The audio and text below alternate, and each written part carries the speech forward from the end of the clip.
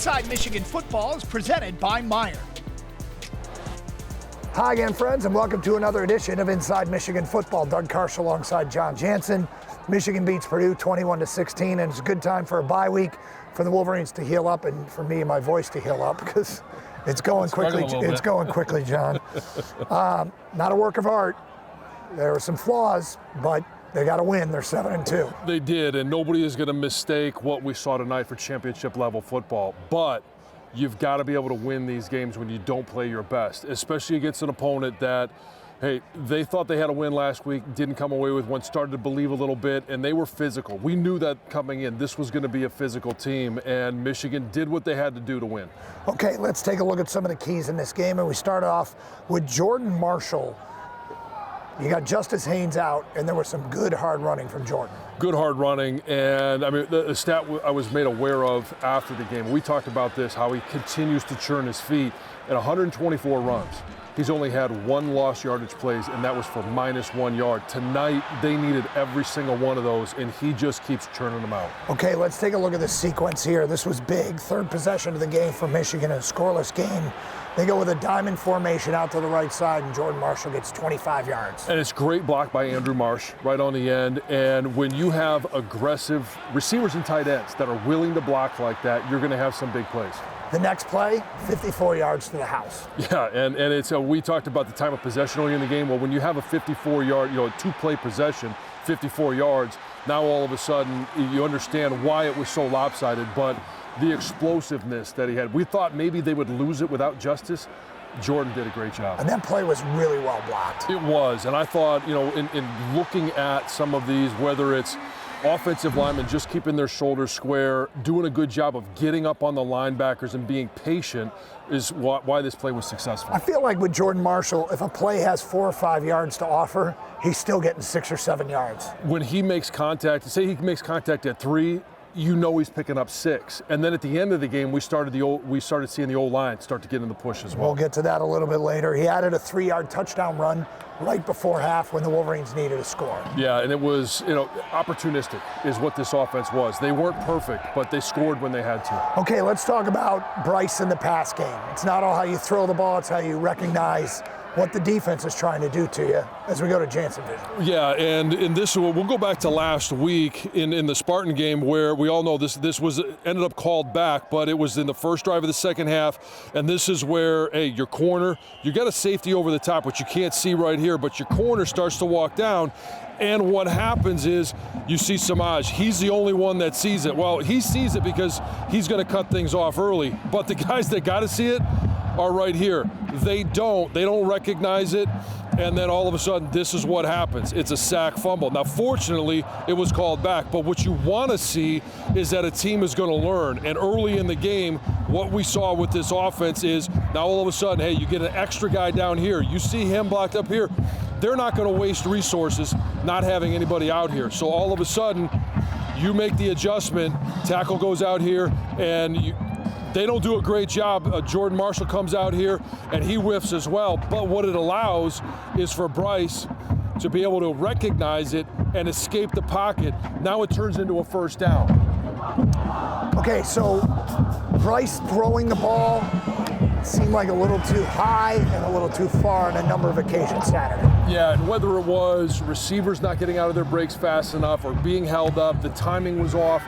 It really felt like it was, sometimes it was 6 inches, sometimes it was a yard, just couldn't find a way to connect. But he picked up some first downs with his feet. Yeah, and I mean, none of the runs that he had in the first half were called quarterback runs, but he did a great job of escaping the pocket. Let's talk about the pass rush. Leading into this game, Derek Moore had 2 sacks against Washington, 2 more quarterback sacks against Michigan State, and he had 2 more Saturday night. He's been on fire, and when you're on fire like that, you're going to have offenses that are going to have to accommodate and adjust, which they did throughout the course of this game. Let's go to Jansen Vision for the second of those sacks. Yeah, and this is one where they don't adjust, and all of a sudden here, what you want to try and do is overload one side. So you got Derek Moore here. He's just going to rush straight up the field. Tackle's going to take him, but this running back is right there. He wants to give support, but because they bring Troy Bowles in the B gap, running back has to come in here, leaves the tackle one-on-one, and it's a lose-lose for that tackle because Derek Moore does a great job of putting pressure on the outside. Sack, fumble. Michigan got the football back there. TJ Guy would have a sack in the third quarter. It was actually resulted in a intentional grounding, but that was big, setting Purdue back when they were in the scoring zone. Let's talk a little bit about the wide receivers and tight ends. Late in the first half, they kind of got going. A pass to Andrew Marsh at the 50 as he went up and got it. Turned his head late, but still made the play. Yeah, and I mean, whether it's, you've got to find ways to get the ball downfield. Andrew Marsh found ways. The tight ends were able to find ways. Marlon Clayton got in the mix as well. Yeah, you mentioned the tight ends. Deep room, Deacon Tonelli had a catch. Also, there's a big third down catch for Zach Marshall. Yeah, and when you have the ability to hit your tight ends, sometimes for quarterbacks it's their third or fourth check, but when you get there, you know you've got to have a guy that's ready to catch it. There were some huge stands made by the defense and some huge plays made by the offense late in the game to get Michigan the win over Purdue. When we continue on Inside Michigan Football, we'll take a look at that right here on Inside Michigan Football.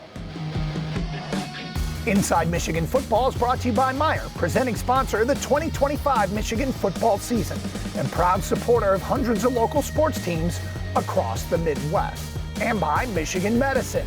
There's a difference between an answer and a Michigan answer. To find your Michigan answer, visit michigananswers.com.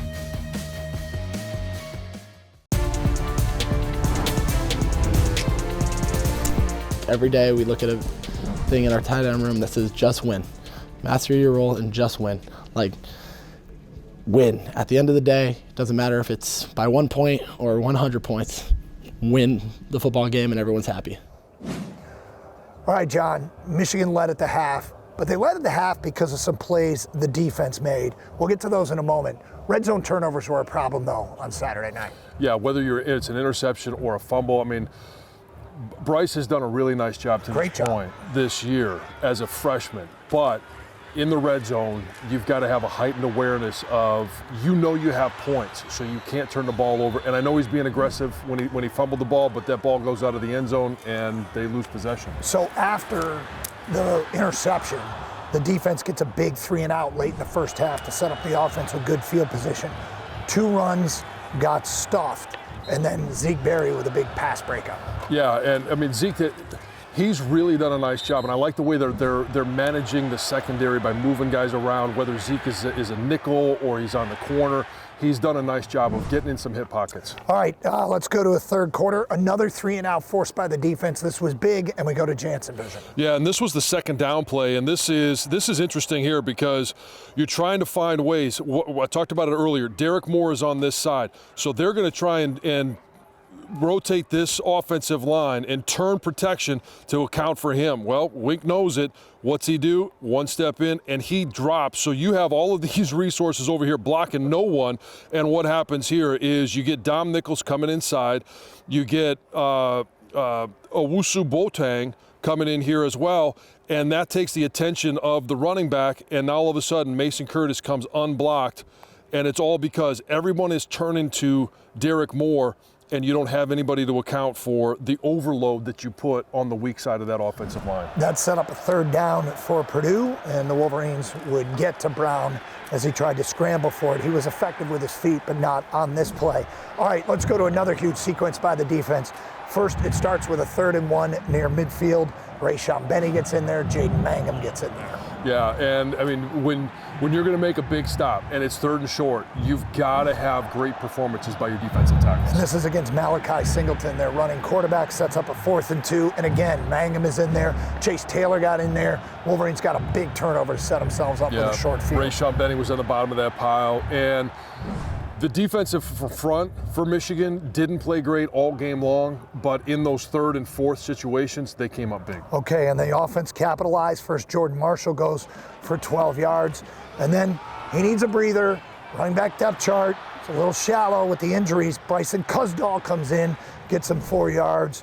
Marshall then goes for double digits. And then another 5-yard run by Cusdahl. They're doing it on the ground when Purdue probably knows the run is coming. And it's tough to come in when you haven't been really much a part of the offense all year long, and all of a sudden, hey, Justice Hayes goes down. You know Cusdahl at some point, or Jasper Parker, was going to get called upon. Jasper Parker in the first half, Cusdahl in the second. When he hit that B gap, that C gap, he hit it 100 miles an hour. And how about this Jordan Marshall touchdown run to give Michigan a 21-10 lead? Davion Smith did this 10 years ago against BYU where he disappears and then pops out the other side somehow. And I even asked Sharon in the post game, and he said, I don't really know how I didn't see it until I saw the celebration. And I don't think anybody did. No, but that's Jordan Marshall for you. That was his third touchdown of the game. Earlier in the year, Michigan put together an 8-minute and 46-second drive at Nebraska to salt that game away, resulted in a field goal. In this game, it's 21-16, 6 minutes to go. Michigan gets the football back. Purdue knows the run is coming, and this is where they lean on Jordan Marshall and that offensive line. And none of those yards were easy to come by. And it was a great job, even at the end of this drive, where Jordan Marshall could have maybe picked up the first down but would have gone out of bounds. Instead, slides inbounds, didn't care about the yardage, but did a great job of clock management, but also just picking up every yard he possibly could. And Bryson Cusdahl with 2 7-yard runs, big in this drive. He was, and talk about the kind of the different looks that he provides, where Jordan Marshall is that battering ram. Bryson Cusdahl hit the line of scrimmage going 100 miles an hour. And that drive put away Purdue as Jordan Marshall gets the final first down on a 2nd down and 2. It's all only appropriate that he would be the guy carrying the ball at that time. All right, we'll go into the Michigan locker room and hear from the head coach, Sharon Moore, straight ahead on Inside Michigan Football. I'm really proud of our guys who stepped up today. It's always huge. It's a confidence builder. Because, as leaders, when you have guys on the field that can execute the defense out there in crucial moments like this, it builds confidence for the unit. So I'm really proud of our guys. Our conversation with the coach is brought to you by Meyer. Coach, doesn't always have to be pretty, but a win's a win. Proud that we finished, proud that we won the game. Your 2 turnovers in the red zone are huge. You don't get those. You're looking at possibly 30-something points, but we didn't get those. But proud of where we finished. We got, the bye week comes at a good time because we got some guys dinged up. Get those guys back for the final game stretch. Well, let's talk about some of those guys that got dinged up. Jayshon Barham went out early. What can you tell us about him? Yeah, don't really know much about it. Just a little bit upper body injury. I think he'll end up being okay. This week we'll need to take care of him and make sure you get him back for that next game. Derek Moore, it's 3 weeks in a row now with 2 sacks, and no bigger time to have him than early in the game against this offense. Yeah, I thought an unbelievable job, effort again. Just he's playing at a high level, so it's fun to watch him and fun to rally around him. Ernie Hausman seemed to be all over the field. 11 tackles, 8 of them were solo. What'd you see from him on the field? Just constant effort, man. He's running all over the field. He's running, playing physical, doing things at a high level. So. Really proud of the way he played, and it's just a tribute to how he practices. Your depth at linebacker is being challenged. Chase Taylor, Nat Owusu-Boateng got in there as well. What'd you see from some of the young players, and also just the leadership of Ernie coaching those guys up while on the field? I thought just unbelievable job, man. And you got to watch the film to get a better analysis exactly how they fit gaps and done things. But I know both of those guys were on the 4th down stop, and they played physical, they played fast. So it's not surprising because you see them in practice, but it was awesome to see in the game. And just Jordan Marshall. Career high in yards, career high in touchdowns in a game, 3 touchdowns. What did you see from him? And I think Dave told me the stat earlier, and I don't remember how many carries, but this year only 124 carries and only -1 yard in 124 carries. Physical, violent, punish you runner. That's the way he plays, and he's just done that since the beginning of when he started running last year in the bowl game, and you saw it continue to show out. And proud of him, proud of his effort. His body's probably sore and banged up. Give him some time off here and let him keep rolling. I don't know. We couldn't see it from up top. We kept watching the replay, but his 3rd touchdown, did you see him pop out? I didn't see him. I just saw all of a sudden his body pop out to the right, so that was huge. Offensively in the first half, time of possession, Purdue had the advantage 2-1. What were some of the struggles you had offensively? Just catching a rhythm. The one drive that went 2 plays and a touchdown, we caught a rhythm on the first play. Jordan with the catch, and then him with the run. And there was some, when you get down in the red zone, you got to the scoring when you throw an interception or you fumble that hurts you. So we're an interception and a fumble in the red zone away from being a different game, but it didn't. So, but proud of how the defense responded when those things happen. As you go into the bye week, obviously there's 3 games left, and you got to get some guys healthy. But what was the message to the team? What's going to be the priority this week? Yeah, we're really going to take care of them, take care of their bodies. continue to work out, lift in the weight room, get strong, continue to get stronger and stronger, and maintenance, but work on the little things, the fundamentals, continue the tackling because it's showing up of being good tacklers in space. Really emphasize those little things in perimeter blocking for us on the perimeter because we got to be better at that. And then just taking care of the football. And you continue to do that, you'll win games. I'd do us a disservice if I didn't talk about that last drive. The performance of the offensive line. We already talked about Jordan Marshall, but what did you see from that offensive line when you had to have it? When you had to have it, a 4-minute drive, and I think it was 6 minutes, and maybe it was long. It was a 6-minute drive, but that's Michigan football. When you got to run the ball and they know you're going to run the ball and you just keep doing it. 3 yards in a cloud of dust, it's 3, it's 4, it's 6, 3, it's 4, it's 6, it's 10. That's what you want to see, especially as an O lineman, and you see that. So continue to get better at all the other things we need to. Thanks, Coach, and congratulations. Appreciate it. We'll hear more from inside the Michigan locker room next on Inside Michigan Football. Time for our Alro Steel Man of the Week. Here's Ed Kingerski. Running back Jordan Marshall had the spotlight of his second career start, and man did he shine. The Ohio native rumbled for a career-high 185 yards and 3 scores, time after time, pushing the pile, finding a crease, coaxing more yardage out of every carry. It was the kind of performance his club needed on a night when nothing was easy. We worked all week for this. Going into a bye week, we just had to win every single day, and I think we did that. I think it was a sloppy win, but at the end of the day, it's hard to win in college football, especially in the Big Ten, and we went out there and we won. 253 yards rushing. It just seems like if you guys stay with it, you're going to get your 200 plus. Do you feel that way with this team? Yeah, I mean, any guy, doesn't matter who it is running out there, we're gonna run the ball, and we're gonna run it inside, outside. We're gonna run the ball, and it's a testimony to the guys we have on our team and the brand of football we play. We play physical for 4 quarters, and you can see that all the way to the last play. And it just excites me every single time, especially seeing Kuz and Jasper run out there like those dudes, no drop off. They're hitting the hole, they're hitting people. We obviously have some things to clean up. Me, myself, I have some things to clean up, but we're gonna keep getting better in this room. Again, like I've been saying since the beginning, this room is unbelievable. And gets it down to the 5, breaks a tackle, and into the end zone. You're not for fighting a crease, pushing a pile. Just talk about that and how that impacts this team when you're trying to grind out a win like this. I mean, I'm just trying to run my hardest every single play. Strain, we talked about straining every single play. The play's never over for me. I'm trying to run my feet. I don't want to have any lost yardage games, no tackle in the backfield or any of that. And I take pride in that. That's something that I've always taken pride in, is pushing the pile, making sure I'm helping my team and putting them in the best position to win. Those 185 yards rushing, the most by a Michigan running back since Donovan Edwards went for 185 in the 2022 Big Ten Championship game against Purdue. For Inside Michigan Football, I'm Ed Kingerski. Welcome back. It was Military Appreciation Day Saturday, and Michigan recognized Captain William Swenson, a Medal of Honor recipient.